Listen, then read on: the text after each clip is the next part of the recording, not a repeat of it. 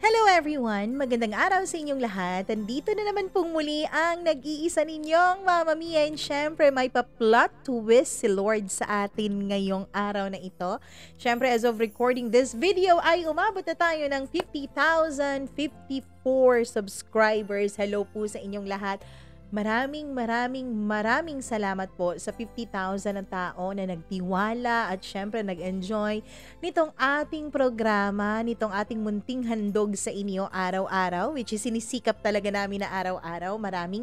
Maraming salamat po sa walang sawa niyong pagsuporta. And syempre, ako po ang inyong nag-iisang Mama Mia, and as promised, kapag umabot tayo ng 50,000 subscribers ay kwento ko na po ang inyong mapapakinggan. So, eto na yon. This really is it.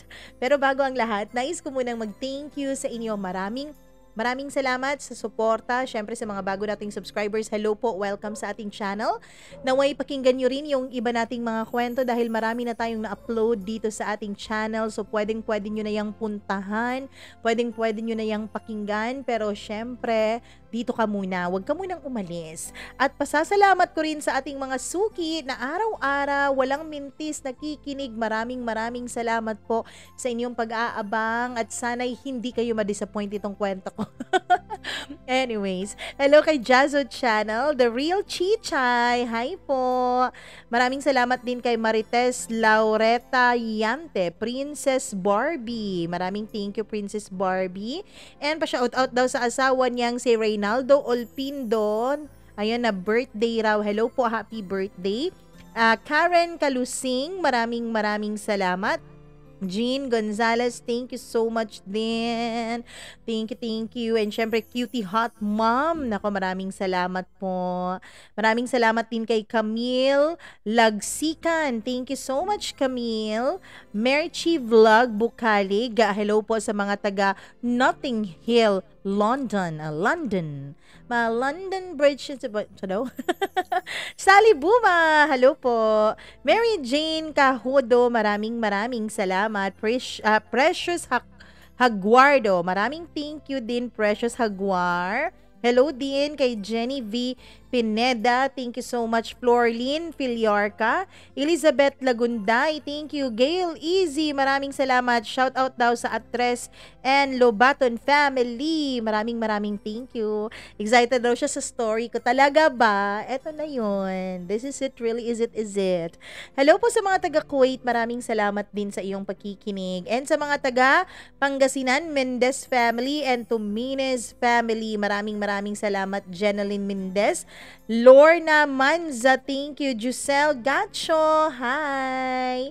Ayan, excited daw sila. Michael Matugina, thank you so much. And syempre sa lahat po ng nakikinig sa atin, kay Christine Humauas, ayan, maraming salamat. Nessie Clapis from Bicol, Albay. Taletsky Lumagi, maraming salamat, Taletsky. Hello daw sa mga taga Singapore, marami na raw siyang mga friends dyan na nakikinig sa atin. Thank you so much po. Naku, walang paglagyan po ang kasiyahan at tuwa nitong aking puso. Angeline Cortez, sabi niya, hi Mama Mia, congrats sa 50K. Thank you. Hindi naman to magiging possible kung hindi dahil sa inyo. Maraming salamat. Milagros Guerrero, maraming thank you. Roddy Maki, hello Roddy. Nagalit si Roddy kay Ricky. Dun si Ricky na kinabit yung asawa ng kanyang anak, ganun. Hello kay Kling family, maraming salamat, congratulations daw. Oy, congrats din sa inyo. Dahil hindi ko lang po to milestone, kundi milestone din po to ng pagsasama natin dito sa ating channel. Joseph Parelion, maraming thank you Joseph. Ayun, Jenny V, thank you so much. Reynaldo De Vera, maraming salamat. Sabi niya, need mo nang bumitaw. O, paano yan? Gusto ko nang bumitaw. Rachel Lapos, thank you Rachel. Jonathan Pintinio, Rene De Jose, maraming salamat. Hello daw sa mga ka-work niya sa Maytanza, Cavite. Lani Herrera, Jonah Gula, Richelle Kasabon, Joanne Ida and Abby Rodriguez, Delia Paz, and Junri Amba. Maraming salamat po sa inyong pakikinig. Socorro Obien, thank you so much. I'm waiting for your own love life, Mama Mia. Talaga ba? Ipagdasal nyo na lang yan. Charot. Talia Bacornay. Hi, Gimaras girl. Again po, hello. Gracie Gracia. Thank you so much sa inyo. Hindi na natin dapat tong patagalin. Dapat umpisahan na natin to. Excited na ba kayo? Ako naman kinakabahan. Naway may matutunan din kayo sa mga pinagdaanan ko sa buhay. Charot, pinagdaanan sa buhay. Anyways, eto na po ang sarili kong kwento dito lamang sa programang paborito nyo, ang Dear Mama Mia. May mga pagkakamaling kahit kailan at kahit anong gawin mo ay hindi mo na maitatama pa. Mga pagkakamaling dinadasal mo na sana ay hindi mo na lang nagawa pa. Pero sabi nga nila, sa bawat maling bagay doon ka natututo. Kaya lang minsan, huli na ang leksyon bago mo malaman na sinayang mo na pala ang natatanging pagkakataon. Ito na po ang kwento ng inyong Mama Mia. Bata pa lamang ako, tinatak ko na sa isip ko na dapat magtapos ako ng pag-aaral. Hindi kasi talaga kami mayaman.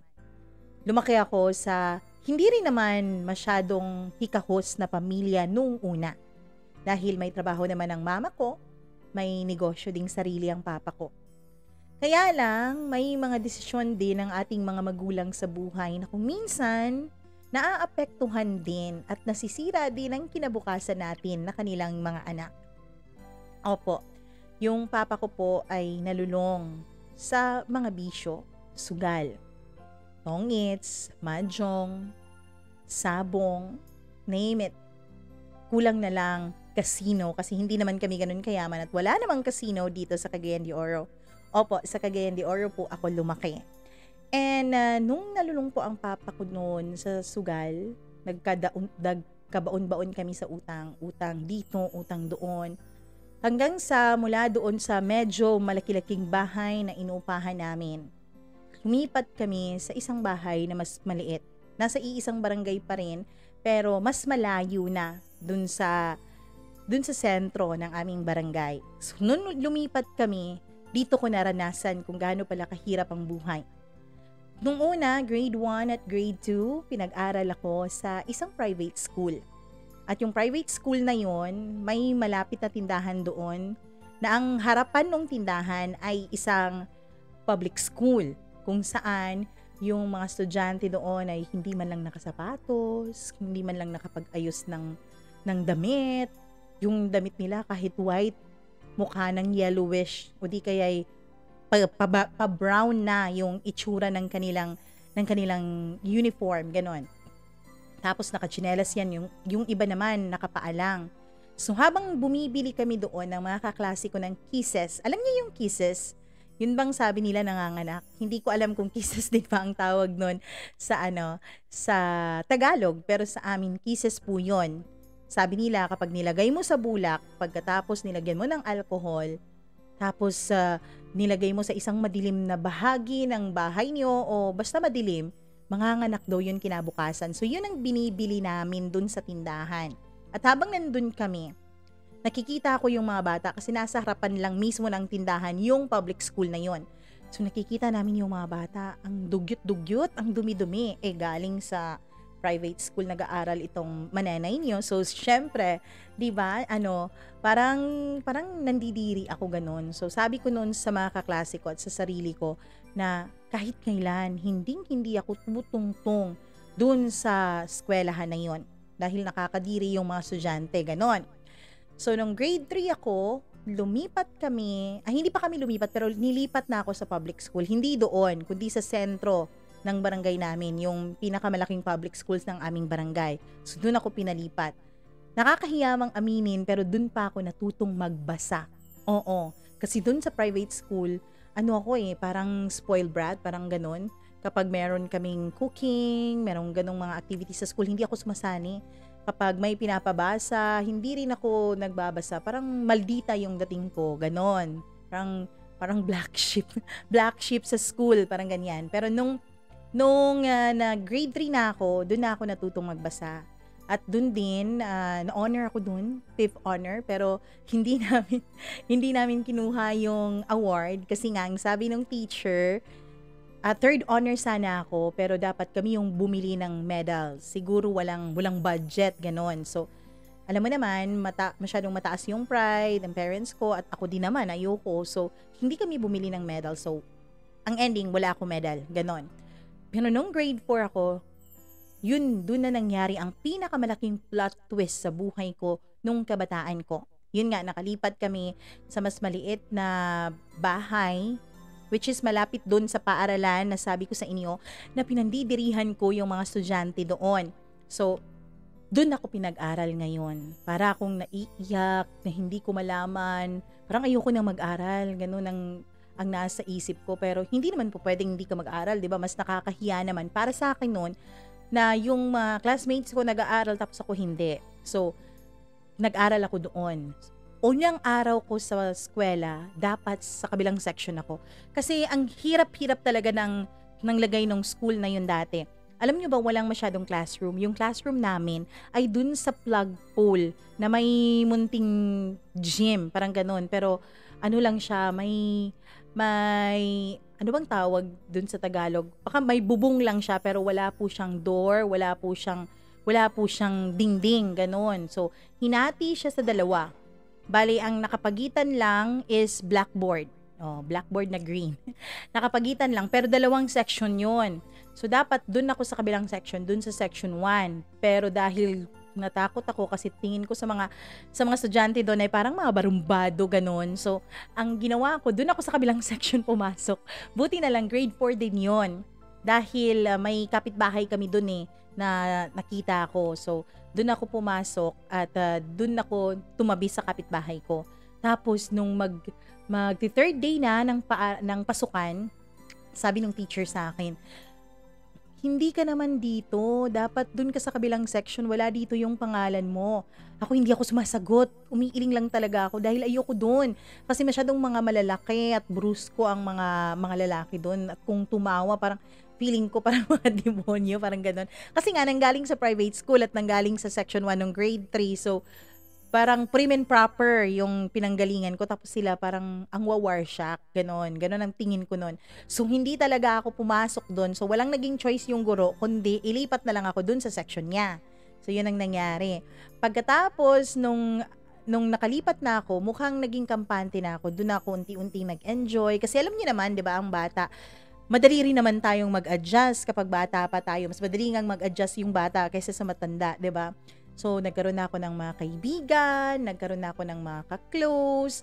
Kaya na-enjoy ko na rin yung grade 4 ko hanggang sa naging first honor po ako noon. So, nung naging first honor na ako, kung kailan naman na hindi naman, 'di ba, hindi na ako naka-uniform. Naka-uniform naman pero hindi na ako nakasapatos, naka-tsinelas na lang. Magulo na yung buhok kapag pumapasok sa umaga, pero parang dun pa nagkaroon ng purpose yung pag-aaral ko kasi nga naging first honor ako. At maniwala kayo sa hindi, dahil sa hirap ng buhay namin noon, hindi po ako nagkakaroon ng bag. Oo, yung bag na nilalagyan ng mga notebooks, pencils, ballpens, ganun. Hindi po ako nagkakaroon noon.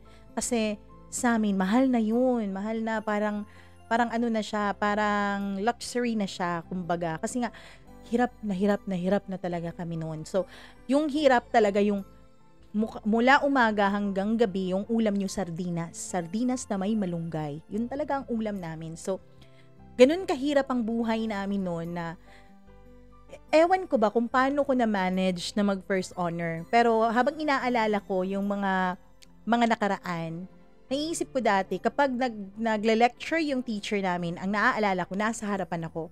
Eto pa nga, nagbibitbit kami ng sarili naming mga chairs kasi wala ring silya doon sa school.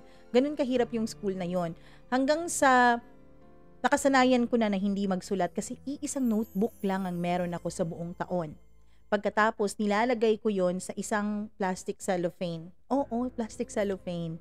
Ganun ang naaalala ko. Pagkatapos, ang ginagawa ko dati, dahil wala naman kaming baon, kung magkakabaon man, hindi naman masyadong malaki, piso o 2 pesos, ganun lang yung baon ko dati. So, para makakain ako dahil mahilig akong kumain, di naman siguro halata sa figure natin, mahilig akong kumain. So, pagkakaalala ko, dati, nag-ano ako sa mga classmates ko, gumagawa ako ng assignments or nagpapakopya ako para may pagkain ako, ganon. So, dahil nga doon, mas naging close ako sa mga classmates ko hanggang sa nag-grade 5 na ako, hanggang sa first honor pa rin tayo ng grade 5.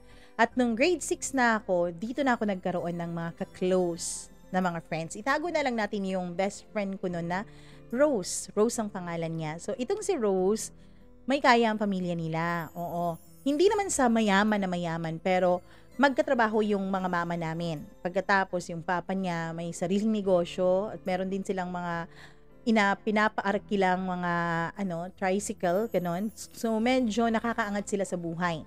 So, itong si Rose, dahil nga malapit kami sa isa't isa, tuwing Sabado, doon ako tumatambay sa bahay nila kapag tapos na ako sa mga labahin ko. Naglalaban na rin kami dati.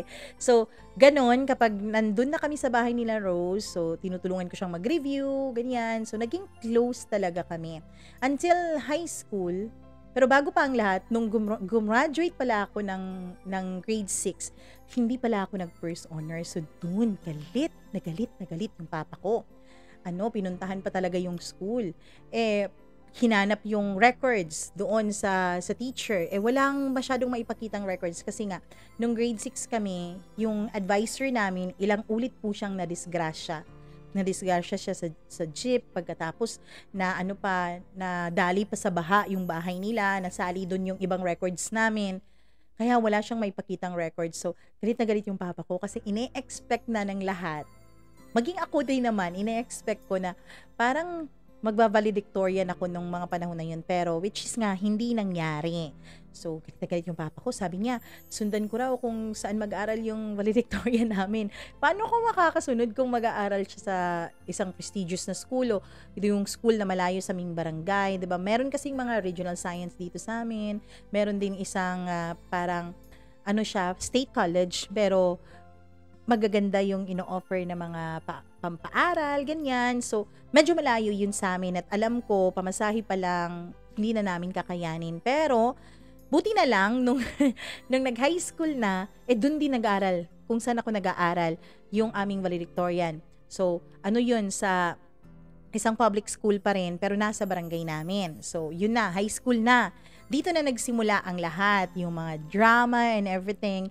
Kasi, nung first year high school ako, nagulat na lang ako isang araw na hindi na ako pinapansin ng best friend ko. Oo, ng best friend ko tsaka yung iba kong mga kaklase dati na naging kaklase ko sa high school. Kasi nung high school kami, yung barangay kasi namin ay maraming school, both public and private. So, kumbaga, lahat ng mga halos mga valedictorian, mga first honor, mga honors sa kanilang iba't ibang school ay napunta doon sa school kung saan kami nag-aaral ng high school kasi iisang high school lang na public meron sa aming barangay. So yun, parang ang dami-dami namin tapos lahat yun mga honor student, parang ganyan. So ang nangyari, gulat na gulat ako isang araw na hindi na ako pinapansin ng best friend ko. Maging yung mga kaklase ko na mula elementary, parang galit sila sa akin, ganun. So, hindi ko alam kung anong nagawa kong mali. Alam niyo yun, na naranasan niyo yun, yung alam niyo na may mali, pero hindi niyo mapipinpoint. Alam niyo may nangyayari, pero hindi niyo alam kung ano. Yun ang nakaka-frustrate. At kapag sinusubukan ko namang kausapin yung best friend ko, hindi niya ako pinapansin. Para akong kumakausap ng hangin, ganon. So, pinabayaan ko na lang. Nag-focus na lang ako sa pag-aaral ko, nag-focus na lang ako sa ibang mga kaibigan. At saka nung high school, nagkakaroon ng iba't ibang grupo dun sa classroom namin. Iba't ibang grupo yon. May mga tawag pa sa group nila. So, yung ako, dahil hindi naman ako mahilig sa yung pag-close na nag-outing, pagkatapos ng klase, nagbabanding pa, hindi ako ganun kasi hindi pwede. Dapat umuwi ako maaga kasi magluluto pa, maglalaba pa, ganun. Ang dami-daming responsibility. So, hindi ako nakasama sa kanila. Wala akong grupo, in short. Pero yung si Rose, tsaka yung iba kong mga kaklase dun sa kung saan kami nag-aral nung elementary, sila, magkakaisang grupo sila. So, napapansin ko na para bang binubuli nila ako, parang ganon. So ako, wala na lang din akong pakialam nun. Though nasasaktan ako, pero hindi ko na lang pinapansin. Hanggang sa natapos kami ng first year high school, na ako yung first honor sa batch namin. So, yun na, dito na nagsimula. Nung second year na, parang mas lumalala na yung pagpaparinig nila, parang ganyan. Ang dami-dami ng drama na nangyayari sa buhay. Pero hindi ko na lang yun pinapansin. Nag-focus na lang ako sa pag-aaral ko. Kasi nga, sabi ng papa ko noon, dapat maging valedictorian ako. Kasi nasimulan ko ng maging first honor ng first year eh. Siya nga pala, hindi nga pala ako nakakapag-aral ng maayos sa bahay namin kasi wala kaming kuryente. At nung nag-high school ako, palipat-lipat na kami ng bahay. Alam niyo yung isang unit pa ng isang subdivision na wala pang pintuan, wala pang windows, bintana, parang ganon. Parang box pa lang siya na may mga provision for windows, provision for doors, ganon. Ganyan po ang tinirahan namin noon kasi pinalayas kami dun sa inuupahan namin kasi wala na kaming ibayad sa upa. So in short, wala pang kuryente doon, wala ring tubig. So nag-iigib pa kami ng tubig mula sa katrabaho ng mama ko na medyo malayo dun sa amin, 2 blocks yun. So yung tubig, alam niyo yung lalagyan ng toyo at saka suka na malaki, yung black, yung may hawakan sa gitna, ganon. Yun ang ginagawa naming pang-igib dun sa bahay ng kasamahan ng mama ko sa trabaho. So ang ginagawa namin dun, pinapasukan namin yun ng kahoy na panggatong sa gitna. Pagkatapos, 2 kami ng kapatid kong lalaki ang bumubuhat nun. Kasi mabigat yun kapag mag-isa ka lang, ganon. So, ganun kalaki yung responsibility namin dati na hindi namin afford na maglaro sa school o manatili sa school para makipag-bonding sa mga classmates, ganon. Hindi namin afford na gumawa ng mga ganung bagay. Kasi nga, meron pa kaming mga trabaho na dapat asikasuhin pagdating sa bahay namin. So yun na, nung nag-second year ako, napili ako bilang isa sa mga MTOP representatives sa aming batch. Yung MTOP, para siyang Mathematics Teacher Association of the Philippines. Parang ganun, hindi ko alam kung yun ba talaga yung meaning, pero ano siya, parang sa mathematics quiz siya ganun. So, isa ako sa mga napili nung second year ako. Second year ako nung magsimula yon. At dito na nga, nag-umpisa ang lahat. Nako, eto na yung love story iniintay ninyo. Hindi ko alam kung love story ba to o ano, charot lang. Anyways, yun. Kasi nga, iba't ibang grade level. Second year, third year, and fourth year. So, sa iba't ibang grade level, merong 3 representatives. So, ako isa sa amin. 3 kami noon, puro babae kaming lahat. Oo, puro babae ba kaming lahat? Parang hindi kami babae lahat. May lalaki pero umayaw siya, so puro babae kami. So nung nag-review kami, yung taga-review namin is math teacher ng 4th year at 3rd year. So dun kami sa isang classroom kung saan may sa office ng science and math club. So dun kami. Habang nandun kami, pinapatawag nung teacher namin yung isang lalaking itago natin sa pangalang Duncan. Si Duncan po ay representative sa 3rd year. Hindi siya galing sa first section. Yung dalawa is galing sa first section, pero hindi siya galing sa first section. Siya ang palaging late kapag nagre-review. Naaantala yung pagre-review namin dahil nga inaantay lagi namin siya. Hanggang sa nung nasa 2 linggo na kami ng pagre-review, ako na lagi ang nauutusan ng teacher na puntahan siya para hanapin, para papuntahin na sa review. Kasi nga, ako yung medyo mas maliksi sa grupo kasi nga, ako yung, 'di ba? Second year pa kami yung pinakabata. Tapos yung dalawang kasamahan ko, dalaga, mga dalagang Filipina, yung 2 classmates ko, mahinhin. So, hindi mabilis maglakad, natatagalan. So, ako yung laging inuutusan para tawagin itong si Duncan. Tapos ito naman si Duncan, parang ayaw niya. Hindi ko alam nung una kung bakit ayaw niya. So, naiinis ako.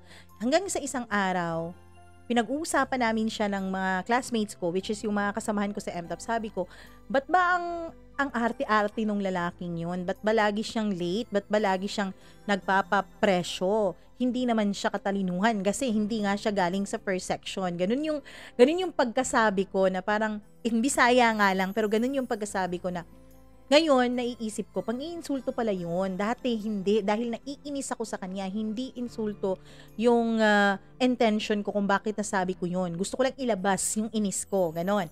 So, nakarinig pala siya, narinig niya yung sinabi ko. Sabi niya, wala raw akong alam sa buhay niya, so wag ko raw siyang pakialaman at wag ko raw siyang husgahan. Doon medyo napahiya ako.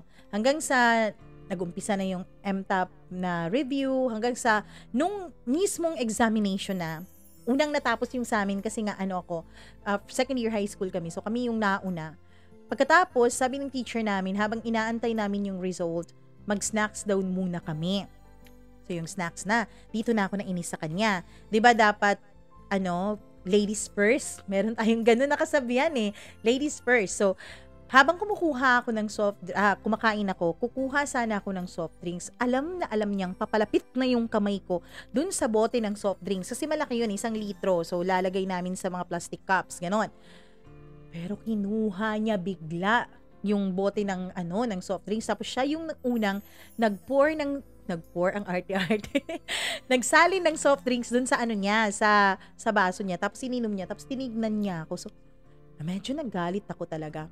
Nainis talaga ako sa kanya noon. Hanggang sa makauwi na kami, which is, thankfully, pumasok kami lahat ng representative namin pumasok sa division level. So, pag uwi namin, nagalit talaga ako sa kanya doon. Parang naiinis talaga ako. Bakit ang presko-presko ng lalaking ito? Ganon.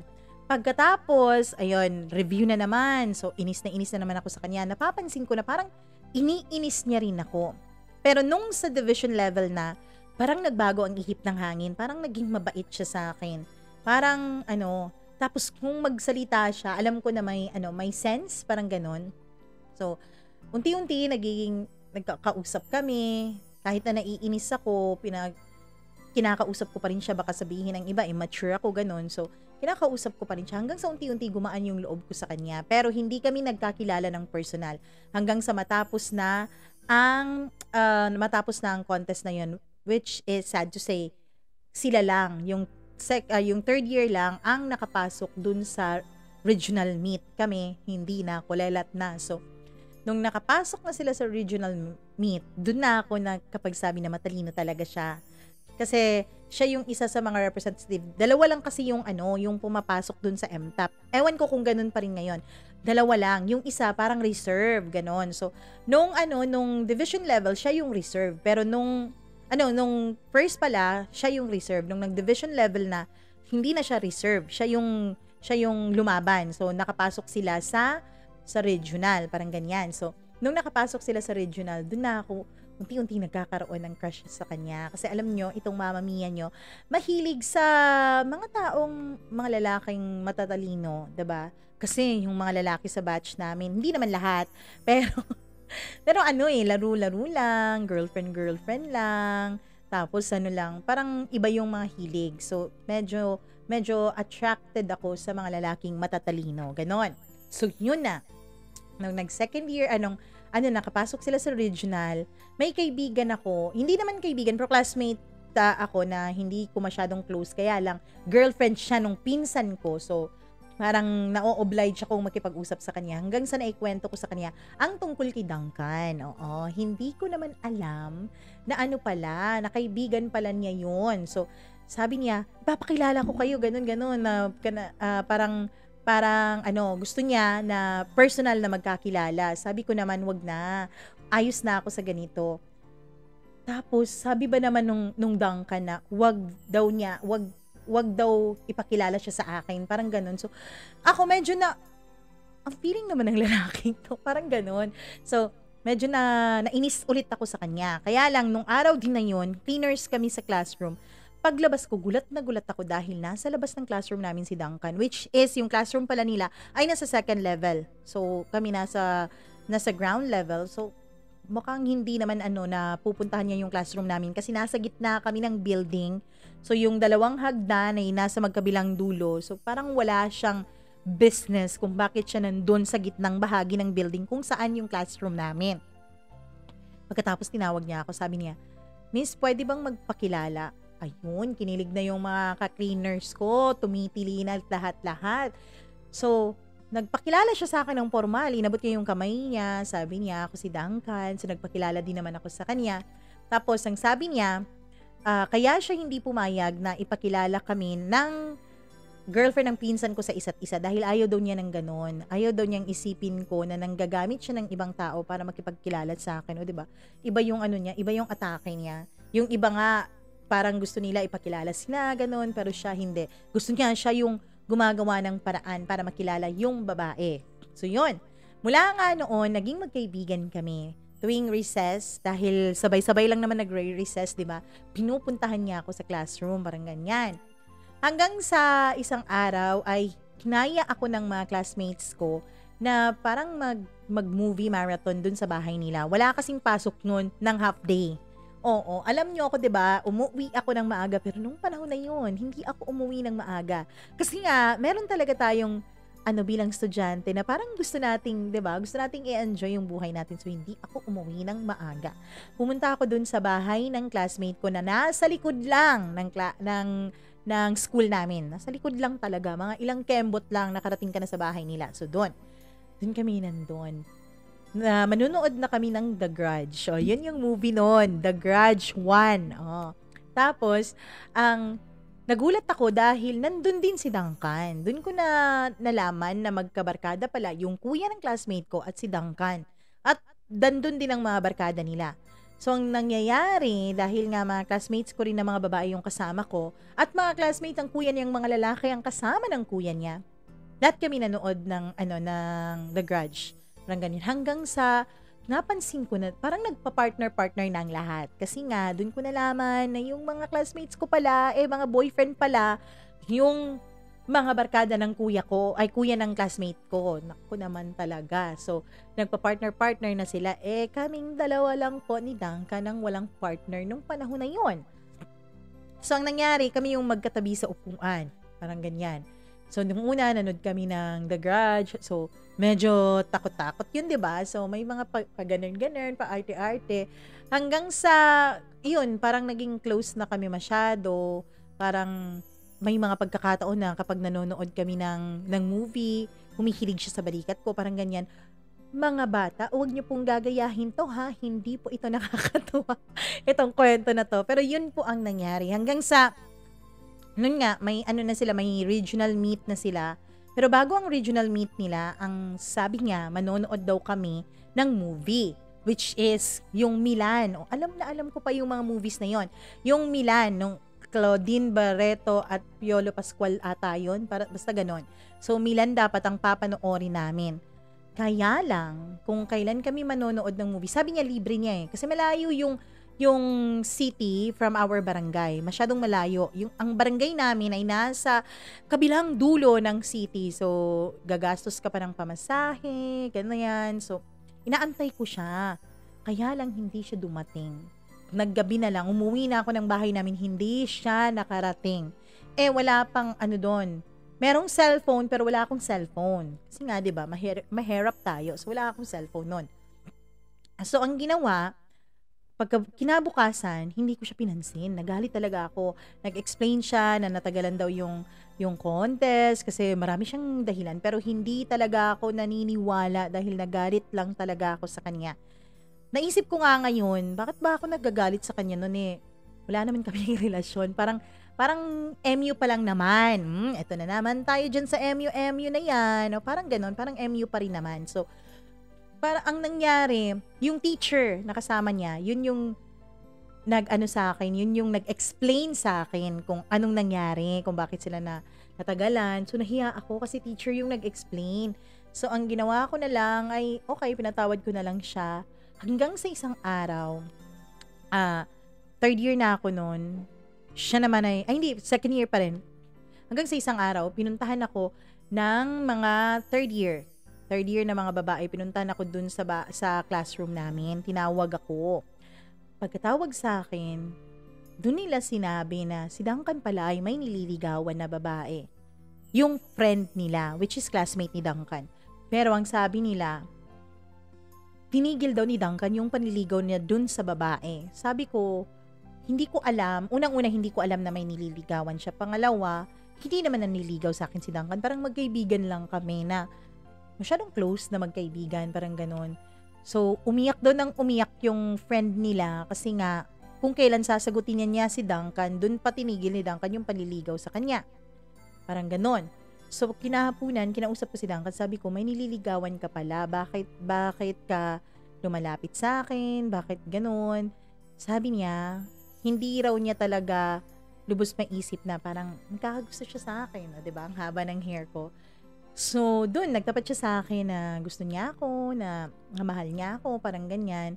So, hindi pa ako sumasagot sa mga panahon na yon dahil nakiramdam ko masyado pa akong bata para sa mga bagay-bagay na ganon.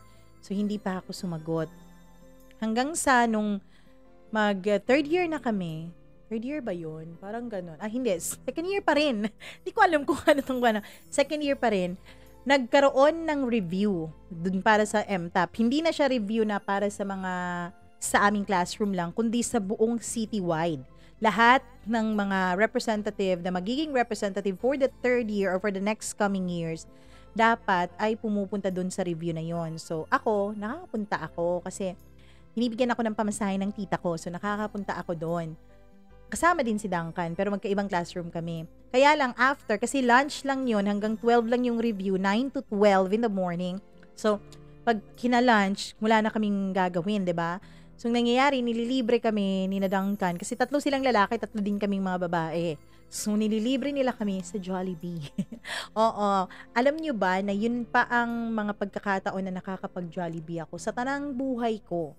Kasi nakakain ako dati nung bata pa ako, nilibre kami ng tita ko sa McDo. Hindi kami nakapag-Jollibee kasi hindi masyadong maraming Jollibee noon sa lugar namin. Kaya lang, yung mall kung saan kami tumatambay after the review sa MTAP, noon may Jollibee. So, doon nila kami nililibre. May 39ers pa nun. May 39ers pa nun. So, habang nagpo-progress yung review, every Saturday yung review ha. So, habang nagpo-progress yun, parang dun na rin nagpo-progress yung feelings ko for Duncan. Parang ganon. So, September 4, 2004, dun ko siya sinagot sa mall na yon. So, siya, tandang-tanda pa niya kahit yung oras na sinagot ko siya, parang ganyan. So, dun naging official na kaming dalawa. Ang kaso nga lang, nung naging official na kami, parang may nararamdaman na akong hindi tama. Alam mo yun, parang pakiramdam mo, hindi tama yung ginagawa mo. Kasi, I was 14 nung mga panahon na yun. Hanggang sa nag-third year na, dun ko siya, pagkatapos ng 3 months ng relasyon namin, hiniwalayan ko pala siya. Hiniwalayan ko siya after 3 months. As in, exactly 3 months. September, October, November, December. December 4, hiniwalayan ko siya. So, hindi naging kami hanggang sa matapos ako ng second year. At yung third year na kami, dun nagkabalikan kaming dalawa. So, okay na yun. Parang maayos na yun. So, yung parents ko, syempre hindi alam na meron akong karelasyon, diba? Ayaw naman ng mga magulang natin na maaga tayong lumalandi, hindi ba? So, lang nakakaalam. Hindi dun sa class lang namin, dun sa school lang. Alam kong may mga naririnig yung parents ko, pero hindi ko sinasabi, hindi ako umaamin. Hanggang sa fiesta nun sa amin, first time na fiesta na nagkaroon ng konting handa sa amin, dumalo yung iba kong mga ka-close na kaklase. Hindi naman masyadong close, pero yung mga bago kong kaibigan, yung mga girlfriend ng mga kaibigan ng kuya ng classmate ko. So, napunta sila dun sa bahay. Hindi ko alam kung bakit biglang pumunta doon si Duncan. Oo, pumunta si Duncan sa mismong bahay namin. So, gulat na gulat ako. Sabi ko sa kanya, wag kang magpahalata, wag kang magpakilala, parang ganun. Pero alam niyo ba kung anong ginawa niya? Nagpakilala siya sa papa ko. So, pag-alis nila, galit na galit yung papa ko sa akin. So, ang nangyari, ang siste, before siyang mag-graduate, kasi 4th year na siya noon, hiniwalayan ko siya. Nung nagkahiwalay kami, sinabi ko sa sarili ko, eto na yon, eto na yung last na hiwalayan namin, at hindi na kami magbabalikan pa. So, yun ang sabi ko noon. So, ang nangyari talaga, nakagraduate siya ng wala na akong boyfriend. So, meron akong classmate noon na parang nanliligaw siya sa akin, tinutukso din siya sa akin ng mga kaibigan ko.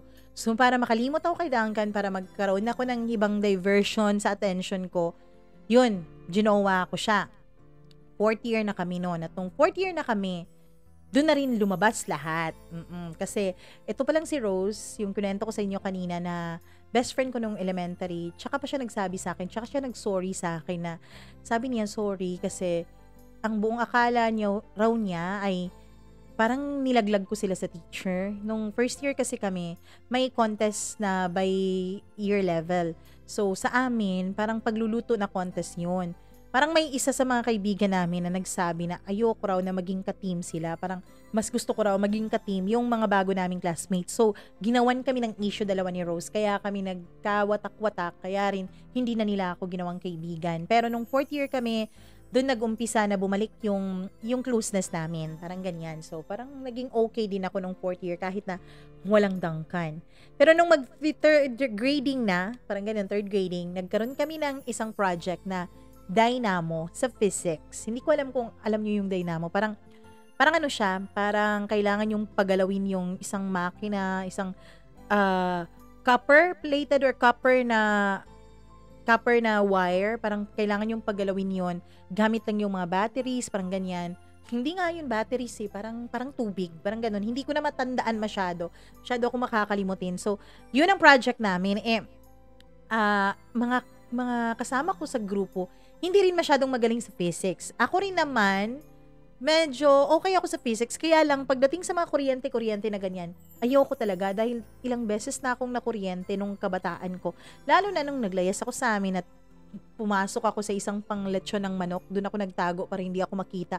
Doon ko nalaman, elementary ako noon, parang 7 years old, 8 years old, doon ko nalaman na kuryente palang nagpapatakbo nung para sa lechon manok na yan. Kasi nakuryente ako. So, takot ako sa kuryente. Yun po ang isang trivia tungkol sa akin. Takot po si Mama Mia sa kuryente. So, parang ayoko ng ganun. Parang nahihirapan kami. Paano kami makakapag-submit kung lahat kami ibano pagdating dun sa subject na yon. So, ang nangyari, kahit na ayaw ko, kasi pumupunta pa rin si Duncan dun sa school namin kasi nga may mga CAT, 'di ba? Alam niyo 'yun, hindi ko alam kung ganun din ba ang tradition niyo sa high school na kapag nag-college na kayo, lagi kayong bumabalik dun sa high school niyo, sa campus niyo. So ganun ang nangyayari kay Duncan at sa iba pa niyang mga classmates at mga kaibigan, lagi silang pumupunta sa school namin. So isang araw nung nakapunta siya sa school, nasa isang bleacher siya, wala siyang kasama nun. Parang nanonood lang siya ng mga nagdi-drill na mga CAT or ROTC sa amin. CAT kasi yun pag high school. So, nandun lang siya. Tinulak ako ng mga kaibigan ko kasi alam nilang matalino si Duncan, lalo na pagdating sa mga bagay na ganun. So, tinulak nila ako. Sabi nila, sige na, wala na tayong choice. Babagsak tayo. Sige ka, babagsak ka. Mawawalan ka ng chance or opportunity para maging valedictorian. Parang ganun. So, ang lola nyo, kahit nahiyang-hiya ako dahil, 'di ba, pangatlong beses na ako nakipaghiwalay sa kanya, ilang buwan na rin na wala na kami, pero nilapitan ko pa rin siya para humingi ng tulong. So, paglapit ko sa kanya, gulat na gulat siya nung lumapit ako dahil ilang beses na siyang nakapunta sa school, sa campus, na lagi niyang ina-attempt na lumapit sa akin, pero ako talaga yung umaayaw. Noon na ako na talagang lumapit para humingi ng tulong. Sabi ko, hello. Sabi niya, hi. Kinausap ko siya kumusta yung college na na buhay, parang ganyan. Sabi niya, ayos naman daw. IT pala yung kinuha niyang course. Sabi niya, ayos naman daw. So, tinanong niya ako kung kumusta na ako. Sabi ko, ayos naman kumpara dun sa isang. Pero, may isang project na parang hindi ko alam kung paano gawin. Ganun lang sinabi ko, agad siyang nag-offer na siyang gagawa. Sinabi ko kasi dynamo yung project namin. So, sabi niya siya ang gagawa. So, ang nangyayari, tuwing hapon, pumupunta siya sa school at pagkatapos ng klase namin, pumupunta kami sa bahay ng classmate namin para dun gumawa ng project naming dynamo. Siya naman kahit minsan ginagabi siya, pinupuntahan pa rin niya para matulungan niya kami. In short, tinulungan niya kami para sa project na yon. At naipasa naman sa awa ng Diyos. Maganda naman yung grado namin sa project na yon. At nun nga nagsimula na naging maayos din ulit kami, naging magkaibigan, naging 'di ba? Hindi naman siya nakipagbalikan pero wala rin naman akong doon na makipagbalikan sa kanya. Kaya lang, yung ginagawa namin para yung ginagawa din namin dati nung kami pa. Parang ganun. So, lahat ng mga classmates ko parang nag-a-assume na nagkabalikan kami. So, isang araw, habang nasa loob ng office ako ng isang club namin, which is the YRC or Young Readers Club, which is ako yung president, nandun ako, para may tumawag bigla sa pangalan ko yung isa kong classmate. Sabi niya, may babae daw sa baba na naghahanap sa akin dun sa guardhouse. Kasi strict yung school namin. Kahit na public school lang yon pero strict. Hindi nagpapapasok ng kahit na sino at hindi rin nagpapalabas kapag hindi pa pinapalabas ng mga teachers yung mga estudyante. Ganun ka-strict yung ano namin, yung school namin dati. Though, meron namang bakod sa likuran na pwede mong akyatin kung gusto mo mag-cutting class. Parang ganun. Meron namang ganun. Nasubukan ko na yon. Pero, balik tayo dun sa storya. May isang babaeng naghahanap sa akin. Pag baba ko, nakita ko na siya, taga-kabilang school siya. High school din siya. Parang, siya yata noon, 3rd year. Ako ay 4th year. So, nagpakilala siya sa akin. Sabi niya, tago natin sa pangalang Crystal. Siya si Crystal. Sabi ko, hindi kita kilala. Sabi niya, yes, hindi mo ako kilala, pero ako, kilala kita. Yun ang sabi niya. Parang kinakabahan ako. Lalo na nung sinabi niya na girlfriend siya ni Duncan. So, oh my God. Para wag kaming may skandalo o pag-usapan ng ibang mga tao. Parang pinakiusapan ko yung guard, which is ka-close ko naman, na papasukin siya. So, pinapasok ko siya dun sa office ng YRC, o dun siya. Habang nandun siya, umupo-upo siya. Nakipag-usap siya sa akin. Yung mga classmates ko naman lumabas, pero alam kong nakikiisyoso. Kasi alam nila kung sino yun. Parang ganon. Hindi ko alam kung paano nila nalaman. Basta alam nila kung sino yung babaeng yun. So, nag-usap kami. Sabi niya, pumupunta raw ba dito sa school si Duncan? Sabi ko, oo.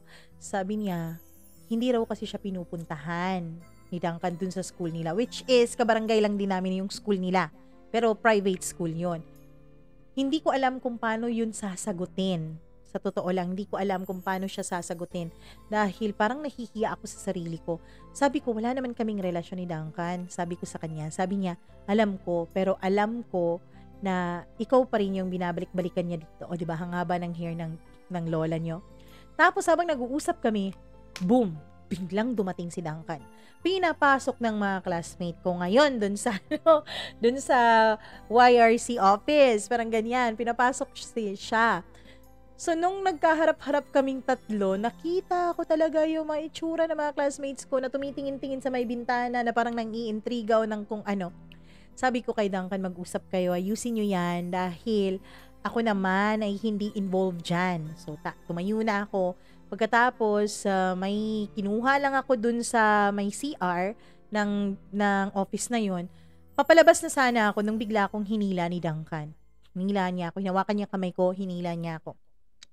Tapos sabi niya dun kay Crystal na, I'm sorry, hindi ko intensyon na nalokohin ka, na gamitin ka, pero bigla lang bumalik kasi sabi ni Duncan, miss, first love, o diba? Parang ganyan. So, gulat ako noon. Sabi ko kay Duncan, wag mong gawin yan, ano.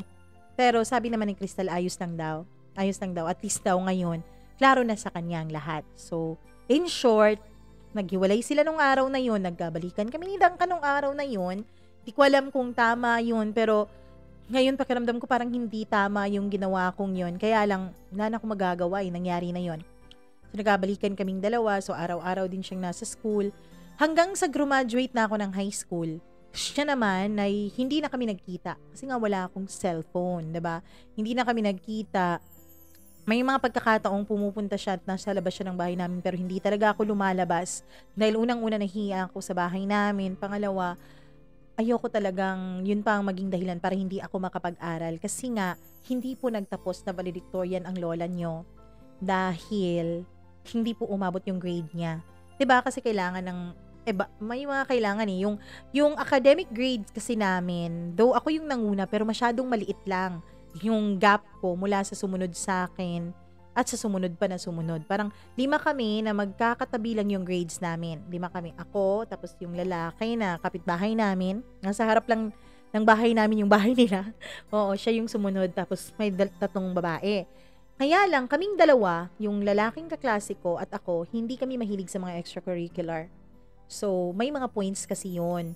ang liliit lang ng gap. Hindi naman masyadong malaki yung gap sa academic. Dapat daw, kapag valedictorian ka or kung ano, dapat well-rounded student ka. Paano ako magiging well-rounded student, 'di ba? So, hindi ako naging valedictorian. So, nagalit yung papa ko. Nagalit siya sa akin na ayaw niya akong pag-aralin ng college.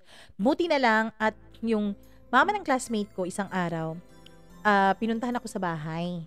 Sabi niya, samahan mo naman si Davy, mag-exam kayo dun sa isa sa ang pinaka-prestigious na school sa amin, na private school. Mag-exam kayo dun. Sabi ko, tita, wala akong pampamasahe at wala akong pambayad dun sa exam kasi may bayad yun eh. Sabi niya, okay lang, akong bahala. So, sinamahan ko sila. Kami yung nag-exam, tapos, kasi dun sa pinag-aaralan ko, cream of the crop sa mga undergraduate courses, yung accountancy. So, malaki yung kailangan na parang average dun sa exam para makapasok ka dun. So, nakapasok ang lola nyo. So, yun ang kinuha kong course. Half scholar ako dun sa school kasi nga salutatorian ako, half scholar ako. Tapos may scholarship din ako sa kumpanya ng mama ko na hindi naman masyadong malaki. So, yun ang nakatulong para makapag-aral si Mama Mia. So, yun ang nakatulong. Pero, dun nga, wala na kaming communication ni Duncan. Hindi na kami nagkakausap nung kung ano man. Hanggang sa lumipas ang 2 taon. Parang 2 taon. So, second year high school na ako noon. Second year college. Magsi-second year college na ako. Nung nagbalik bigla ang communication namin dahil nagkasabay kami sa jeep na sinasakyan namin. Yung barangay kasi namin ay kasunod nun, barangay ni Nadangkan. Bali kung galing ka sa city, mauuna yung barangay ni Nadangkan tsaka yung barangay namin. So, nagkita kaming muli sa loob ng jeep. Hindi kami naghiwalay nito ha. Walang hiwalayang nangyari. Sadyang naputo lang talaga yung communication namin. So, nung nagkita na kami dun sa jeep, tinanong niya ako kung ano number ko. May cellphone na ako noon kasi mula dun sa pera na scholarship ko sa kumpanya ng pinagtatrabahuan ng mama ko. So, bumili ako ng isang cellphone na 1100. Yun pa yun. Nokia 1100. So, yun pa yung cellphone ko. So, nung nandun na yung cellphone ko, nag-exchange numbers na kami, doon na kami nagsimulang magtawagan, magtextan. Yung unli na on, hindi pa masyadong na unli. Unli nga, pero hanggang 3 to 5 minutes lang yung tawag pagkatapos mapuputol. Alam niyo yung ganun? Tapos yung unli ng Globe, hindi ka pwedeng tumawag sa TM o mag-text sa TM. Yung unli ng Smart, di ka pwedeng tumawag sa TNT. Parang ganyan. Ganyan pa yung dati, mahal pa. So, siyang tumatawag kasi wala naman akong panload. Hanggang sa pinupuntahan na niya ako sa school. So, nag-rekindle yung relationship namin. Nagbalik sa dati yung relationship namin. Pero alam niyo ba, masyado akong noon, masyadong mataas yung pride ko noon. Kasi, si Duncan, nag-aaral siya sa isang state university. Oo, sa isang public college. Ako, private college yung pinag-aaralan ko. Tapos, yung mga classmates ko, mga mayayaman, mga matatalino, diba? Tapos nakikita nila si Duncan na nasa labas ng school namin, which is my food chain doon, right across the school, may food chain doon. Doon siya nag-aantay sa labas. Lagi siyang may dala ng kung ano-ano, flowers, kahit isang rose lang, hindi long stem, kasi mahal yung long stem. Parang ganun, parang mumurahin lang, pero may mga bit-bit siya na ganun. So, kinakantsawan ako ng mga classmates ko. Hindi ko alam kung kantsaw yun na parang parang ganun. Hindi naman siguro, pero ayoko nang ganun. Ayoko nang may mga pa-surprise na ganyan. So, ang nangyayari, pinag-aantay ko ng matagal si Duncan sa labas ng school. Kahit na, kahit na wala na akong klase, ay tumatambay pa talaga ako sa school, nakikipag-usap, nakikipag-diskusyon sa mga kaklase ko tungkol sa mga subjects namin. At inaabot ako ng ilang oras noon at si Duncan ay inaabot ng ilang oras sa labas. Ilang weeks din yun na nangyayari pero hindi talaga siya tumitigil, hindi siya nawawalan ng parang ganun, parang hindi siya nawawalan ng gana na sunduin ako. Yung school nila, dapat sumasakay na siya agad ng jeep papauwi, pero tumitigil pa rin siya sa school namin para gawin yung mga bagay na yun. So, parang unti-unti ay na-appreciate ko yung effort niya. Hanggang sa yung mga classmates ko ng college, di ba, nag-uusap-usap na sila tungkol sa, the game, sex, parang ganyan. Kasi, sinishare na nila na sila sa boyfriend nila, sa girlfriend nila, ginagawa na nila yung bagay na yun. So, pumapasok na sa utak ko, paano kaya kapag kapag magre-request na si Duncan sa akin na gawin namin yung bagay na yon, paano kaya kung dumating ang araw na yon? So, ayun na nga. Nung una, iniisip ko pa lang yun, pero dumating ang araw na yun.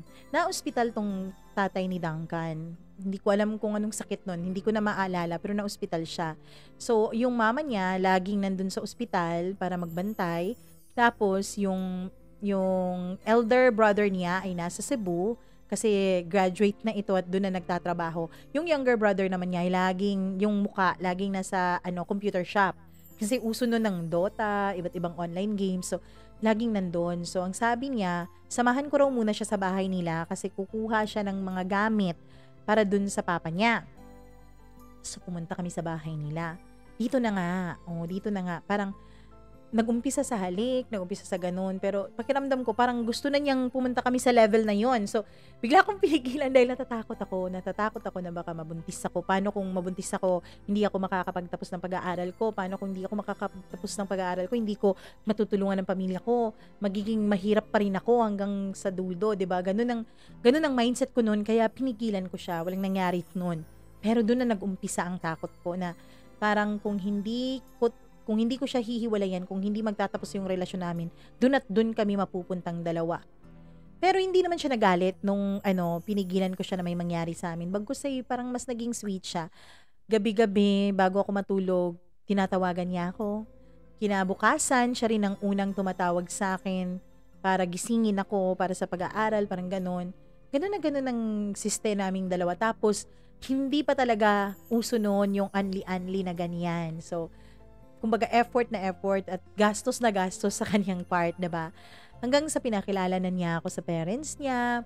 Yung parents naman niya ay okay lang, 'di ba? Tanggap ako, though kinakantsawan nila ako kasi ako ay tabain talaga ako. So, parang kinakantsawan nila ako, parang ganoon. Pero sweet naman na pangangantsaw kasi itong si Duncan payat. So, parang kaming number 10, ganoon. So, parang ganoon, parang naging close ako sa parents niya. Hanggang sa isang araw, umuwi ako ng maaga. Galing ako sa school, umuwi ako ng maaga. Hindi ako nasundo noon ni Duncan dahil siya yung nagbabantay sa papa niya kasi na-ospital na naman. So, pag uwi ko ng maaga, parang yung jeep ay dumaan dun sa lugar kung saan nagtatrabaho ang mama ko. Nakita ko yung papa ko. Parang nagda-drive siya ng tricycle. Tricycle namin yun, nagda-drive siya. Ang init-init, tirik-tirik ang araw. Tapos nakita ko talaga na pawis yung papa ko. Dun talaga ako nakapag-isip, bakit ako, nagagawa ko pang lumande, nagagawa ko pang makipag-boyfriend, na pwedeng maging meet siya, na hindi ko pagtatapos ng pag-aaral. Tapos yung papa ko parang hirap na hirap sa buhay. So dun ko naisip na, dapat tigilan ko na kung anong meron kami ni Duncan. Ilang araw din ako nag-isip noon, ilang araw akong tinutorture kung paano ko ba siya hihiwalayan. So, March 19, may mga tayo dito, may mga date. March 19, 2007, 2008, parang ganon, basta, parang ganyan. Tinext ko si Duncan, sabi ko sa kanya, maghiwalay na kami. Sabi ko sa kanya, ayoko na. So, tinawagan niya ako, bakit? Ano ba raw ang nagawa niya? Ano raw bang mga kasalanan niya? Sabi ko, wala. Ayoko lang talaga dahil nagsasawa na ako. Yun ang rason ko sa kanya, nagsasawa na ako. Pinuntahan pa niya ako sa school kinabukasan. Nakiusap pa siya pero sabi ko, ayoko talaga. So yun, natapos kaming dalawa ni Duncan. Lumipas ang ilang mga buwan hanggang sa dumating yung birthday niya, October. Hindi ko alam kung nung pumasok sa kokote ko, tinawagan ko yung number niya. Parang chine-check ko kung yun pa rin yung number niya. Nag-ring. Pagkatapos mag-ring, babae yung sumagot. So, ang lola niyo nasaktan kasi mahal ko naman talaga si Duncan eh. May nararamdaman naman talaga ako sa kanya. Kaya lang marami akong inuuna. So nasaktan ng lola niyo. So tinext ko na lang siya, happy birthday na lang, parang ganyan. Biglang tumawag ulit yung number. Ayokong sagutin pero ayokong magmukha akong parang bitter. So sinagot ko. Pagkasagot ko yung babae ulit, sabi niya, anong kailangan mo? Bakit ka tumatawag sa number ng boyfriend ko? Parang ganyan. So sabi ko, ay wala miss, pasensya na, kaibigan ko kasi siya. Ibabatiin ko lang ng happy birthday. Tapos tumawa sila sa bilang linya. Sabi niya, ay nako, eto si Duncan, hindi na pala ako girlfriend, kaibigan niya lang ako, ganon. So pinasa niya kay Duncan yung cellphone, tapos nagkausap kami ni Duncan. Hanggang sa inaya niya ako na pumunta doon sa bahay ng kanyang pinsan, nakaklase niya rin, na kaibigan ko rin nung high school.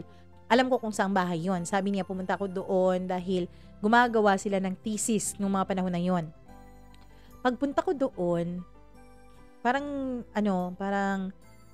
bumalik kami sa dati. Nahawakan niya yung kamay ko, may pahalik-halik siya, parang ganyan. So ako naman, dahil mahal ko pa naman talaga si Duncan, nagsisi ako na hiniwalayan ko siya, pinayagan ko lang siya sa mga ganong bagay. Kasi ang naiisip ko, okay lang na magkabalikan kami. Pwede ko naman sigurong kontrolin yung mga pangyayari na hindi umabot dun sa punto na mabubuntis ako ng maaga, parang ganyan. So hanggang sa ang nangyari, akala ko naging kami ulit. Pero pagkalipas ng 2 linggo, nalaman ko may girlfriend na pala si Duncan. Nung nalaman ko nga na may girlfriend siya, alam nyo ba, hindi ko tinigil yung kung anong meron kami.